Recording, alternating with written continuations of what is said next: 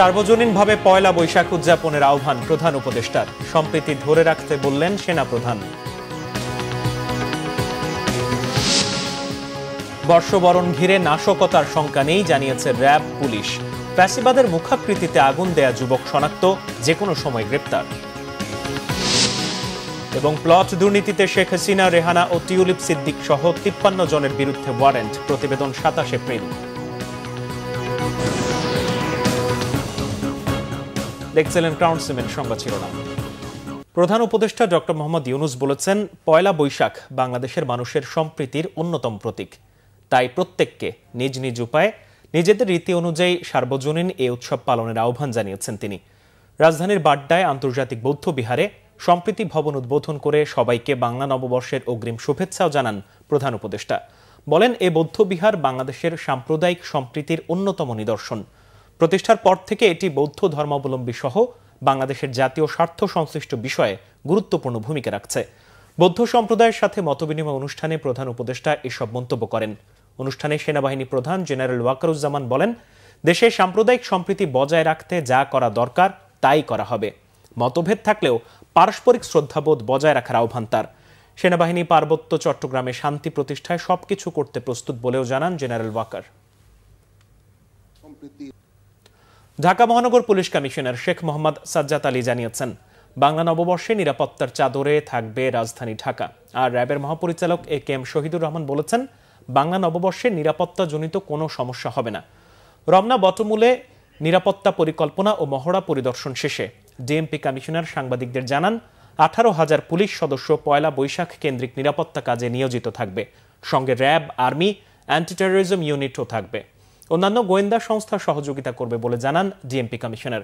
এর আগে রমনা বটমূল এলাকার নিরাপত্তা ব্যবস্থা পরিদর্শন করেন র্যাব মহাপরিচালক একেএম শহীদুর রহমান। জানান, জেলা, উপজেলা ও গ্রাম পর্যায়ে বাংলা নববর্ষের অনুষ্ঠানের আয়োজন করা হয়। তাই সব জায়গায় র্যাবের নিরাপত্তা বলয় বিস্তৃত করা হবে, যাতে সুন্দরভাবে সব জায়গায় এই অনুষ্ঠান করা সম্ভব হয়। চারুকলায় আগুন দেওয়ার ঘটনায় জড়িত ব্যক্তিদের বিরুদ্ধে ব্যবস্থা নেওয়া হবে। নিরাপত্তার দায়িত্বে যারা ছিলেন তাদের কোনো গাফিলতি থাকলে সেটাও তদন্ত করে ব্যবস্থা নেওয়া হবে বলেও জানান তারা। প্লট দুর্নীতির আলাদা 3 মামলায় ক্ষমতাচ্যুত প্রধানমন্ত্রী শেখ হাসিনা, তার ছোট বোন শেখ রেহানা এবং রেহানার 2 মেয়ে টিউলিপ সিদ্দিক ও আজমিনা সিদ্দিক সহ 53 জনের বিরুদ্ধে গ্রেপ্তারি পরোয়ানা জারি করেছে আদালত।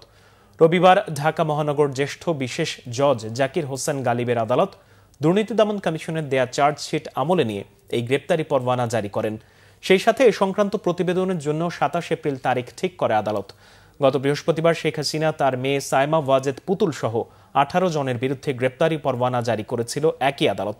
অনিয়মের মাধ্যমে পূর্বাচলে 60 কাঠা প্লট বরাদ্দ নেয়ার প্রমাণ পাওয়ায় শেখ হাসিনা ও শেখ রেহানার পরিবারের সদস্য সহ সাবেক প্রতিমন্ত্রী শরীফ আহমেদ, প্রধানমন্ত্রীর সাবেক একান্ত সচিব সালাউদ্দিন এবং জাতীয় গৃহায়ন ও গণপূর্ত মন্ত্রণালয়ের 14 কর্মকর্তার বিরুদ্ধে আলাদা 8টি অভিযোগপত্র দাখিল করে দুদক।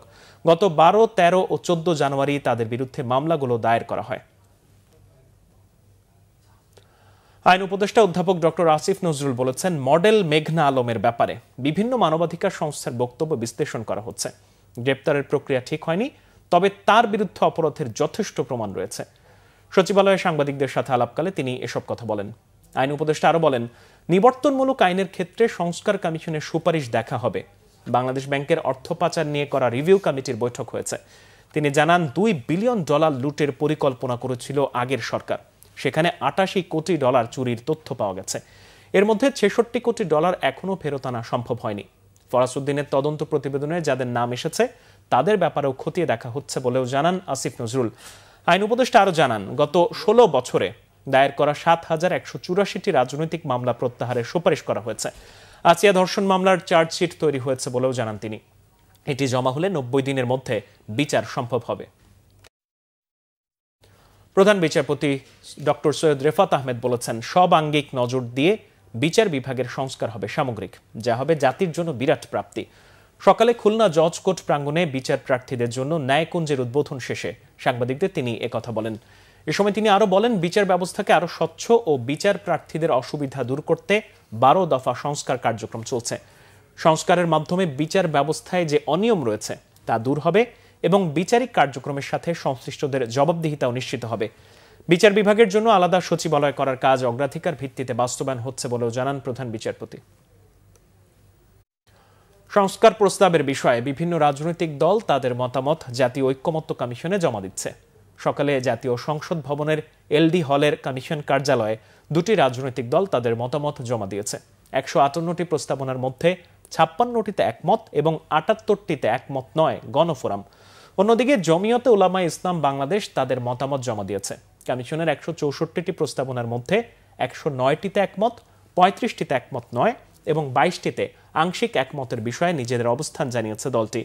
দুই দলই কিছু বিষয়ে অস্পষ্টতা আছে বলে মনে করছে, এজন্য আলোচনার প্রয়োজন হবে বলে জানিয়েছে সংগঠনের নেতারা।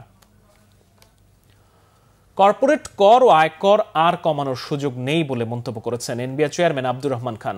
তিনি বলেন, কর বেশি কমালে সরকারের রাজস্ব আদায় কমে যাবে, তাতে দেশ চালানো কঠিন হবে। সেই বাস্তবতায় কর বেশি কমানো যাবে না, তবে চেষ্টা থাকবে। ঢাকা চেম্বার অব কমার্সের ডিসিসিআই এর আয়োজনে 2025-26 অর্থ বছরের প্রাক বাজেট আলোচনায় এসব কথা বলেন এনবিআর চেয়ারম্যান আব্দুর রহমান খান। তিনি বলেন, ব্যবসায়ীরা যেসব বাধার সম্মুখীন হচ্ছে সেগুলো নিরসনের চেষ্টা করা হচ্ছে। দীর্ঘদিন যেসব খাত কর ছাড় পাচ্ছে তাদেরও অন্যদের মতো সমান কর দিতে হবে, বৈষম্য থাকবে না। এছাড়া কিছু কিছু খাতে কাস্টমস শুল্ক বেশি, সেই হার যৌক্তিকীকরণের চেষ্টা করা হবে। এনবিআর চেয়ারম্যান বলেন, আগামী বছর থেকে কর্পোরেট কর রিটার্ন অনলাইনে দেয়া যাবে। যে করদাতারা আইন কানুন মেনে চলেন তাদের কাঁচামাল আমদানিতে গ্রিন চ্যানেল ব্যবহারের সুবিধা দেওয়ার চেষ্টা করা হচ্ছে।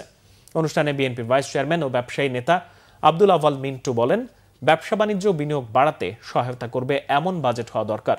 ব্যবসায়ীদের পক্ষ থেকে সরকারকে মিথ্যা তথ্য দেয়া বন্ধ করতে হবে।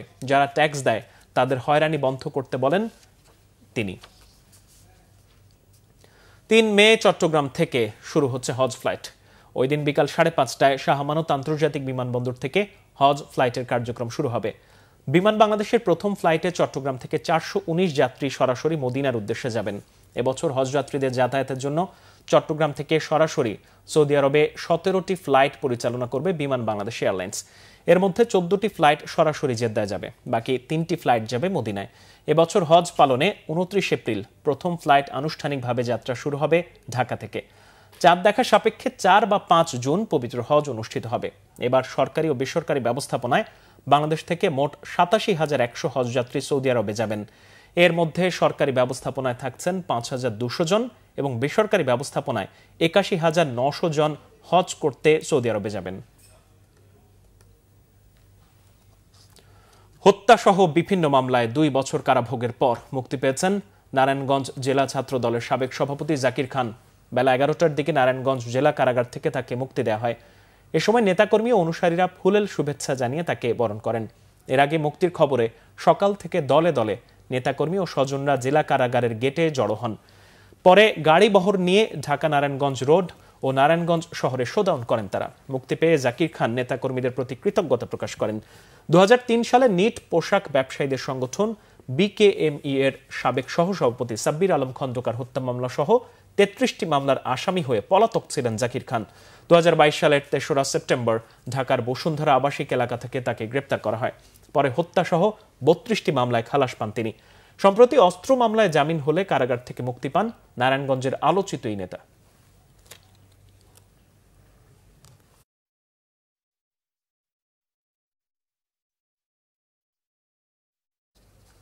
এই ছিল এখনকার মতো। পরের সংবাদ সন্ধ্যা 6টায়। এর আগে 5টায় রয়েছে নিউজ টপ 10 দেখার আমন্ত্রণ রইল। এছাড়া বাংলা ভিশন সংবাদ ও সংবাদ সংশ্লিষ্ট অনুষ্ঠান দেখতে ভিজিট করুন www.bvnews24.com ও facebook.com/banglavisionnews এবং সাবস্ক্রাইব করুন youtube.com/banglavisionnews। ধন্যবাদ।